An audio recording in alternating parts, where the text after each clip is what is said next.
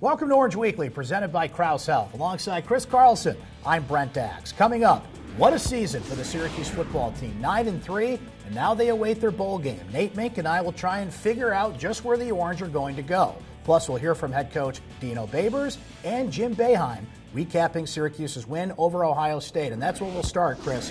What a win for the Orange. 10-point win over the Buckeyes in Columbus. They really needed this one. You can't have 3 non-conference losses in your back pocket before December comes around. And recent history shows that Syracuse misses the tournament when that happens. What's the most encouraging sign you saw from that win over the Buckeyes? You know, I think Jim Boeheim had a pretty good assessment afterwards when he just said, we played how we need to play. You know, the defense played hard. They recovered to shooters. They got on loose balls, drove to the basket. All 3 guys absorbed contact. And they just played with kind of that grit and that chip that made them a good team and a surprising team last season. They shot much better from three-point range, 45% when they were 23% coming in. And the most encouraging thing to me, Chris, was the defense, because that's the baseline of this team, as you know. Look, you're going to shoot up, you're going to shoot down. It's going to fluctuate throughout the season, but you need that baseline of defense. And I saw a team that was much more active in that zone, getting out on shooters, not taking the bait on Ohio State inside. And I think that's a team that's much more confident on defense coming out of that. Now, one thing that was not encouraging about that game was the officiating. And look, it's easy to blame refs and point at refs, but that was ridiculous in that game. 45 foul calls. And I don't understand, Chris, why the NCAA wants to see more whistles. Who sat in a room and said, you know what we need to do? We need to have more whistles in our college basketball games, because fans will love that. You know, they're trying to legislate some of the physical stuff out of it, and this is something that they probably have emphasized to officials early in the season. Hopefully we see it go away. But yeah, Jim Boeheim doesn't like to talk about officiating very much. You know, he wants his guys to play through it, but even he couldn't help kind of point in that direction and express a little bit of unhappiness.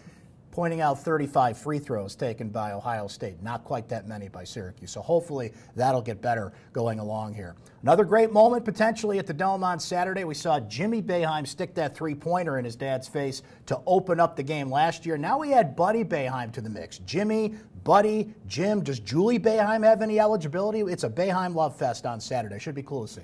Yeah, Jimmy's averaging double figures for Cornell this year, so he's having a nice season.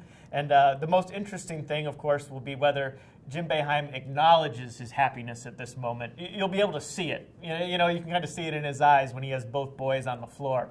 But will he actually admit that he is happy and how much that moment means? So far, not so good in that department. I talked to Jim on the radio this week, and he didn't want to go there. So we'll see what happens on Saturday. Well, we'll hear from Jim Boeheim now as he recaps that win over Ohio State, plus Syracuse football head coach Dino Babers. It's time for Syracuse Soundbites.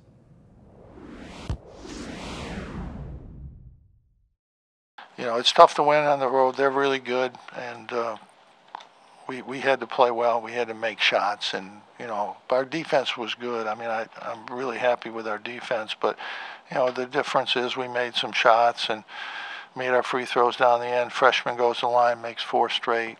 He hasn't taken a shot in the game. That was pretty good. Have an opportunity to, you know, to win 10 games is very, very rare, and it's special. And we haven't done that yet. We have not, but we have an opportunity to do it, which is truly, truly amazing. And regardless of whether we achieve it or not, I'll always remember the 2018 class as being the class that did something that a lot of people didn't believe they could do. Nate, everybody's wondering where to go bowling this year, right? We'll get to that in a moment, but we have to take a moment to look at this season. 9-3 for football. No one saw that coming. I think even Dino Babers in a private moment wouldn't tell you they were going to go 9-3 this season. But that's exactly what they did.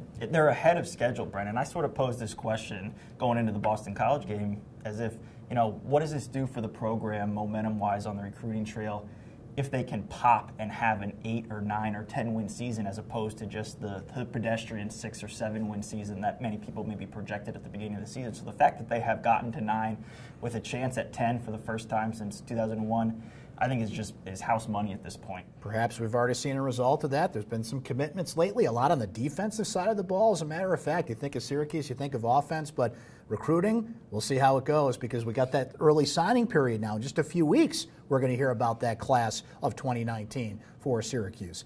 Nate, you look at this Syracuse team and you look at what they did, and you know, you never want to assume anything in sports, right? But I thought Dino Babers was going to be the coach of the year. He was not the coach of the year in the ACC. Did he get snubbed?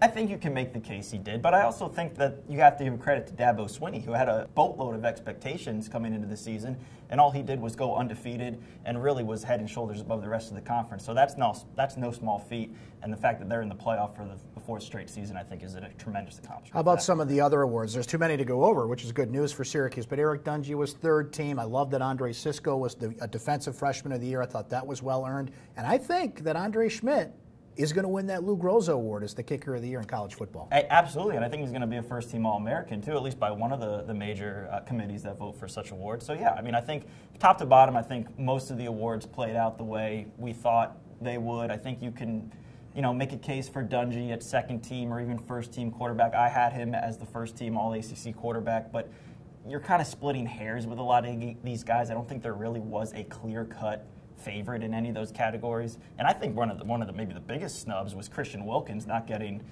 Defensive Player of the Year in the conference. Just in case you're wondering, Dungy did not get my Heisman vote. Sorry about that. We're all wondering about bowl games, Nate, and Orlando sounds nice this time of the year. December 28th, the Camping World Bowl, a 9-3 Syracuse team against perhaps West Virginia. Sounds enticing, but we know how bowl games work. It's not a guarantee. What do you think we're going to see come Sunday? So every conversation that I had before and after the Boston College game pointed towards Syracuse going to the Camping World in Orlando on December 28th if they won that game. And they won it by 21 points. It was a very decisive victory. You don't know. You don't know. I mean, bowl games aren't governed by the NCAA. They are their own committees, and they can do whatever they darn well please. And it's about ticket sales. It's about TV ratings. And they have options beyond Syracuse, even though traditionally that bowl has taken, the second-best team in the ACC. This year, that's Syracuse being the highest-ranked team, aside from Clemson. The Coastal champion, Pittsburgh, is probably going to have 6 losses. If Clemson beats them in the title game, that's too many losses to take the Coastal champion. So I think you're still looking at Orlando. I think the expectation inside SU is that they are going towards Orlando. A trip to Orlando would make a nice Christmas gift. Just saying, Camping World Bowl Committee, which, by the way, has 200 people on it. 200 people on a bowl committee. That's insane. Well, we'll see how it all plays out, and we will discuss it with you next time here on Orange Weekly, presented by Krause Health. For Nate Mink, for Chris Carlson, I'm Brent Dax. We'll talk to you next time.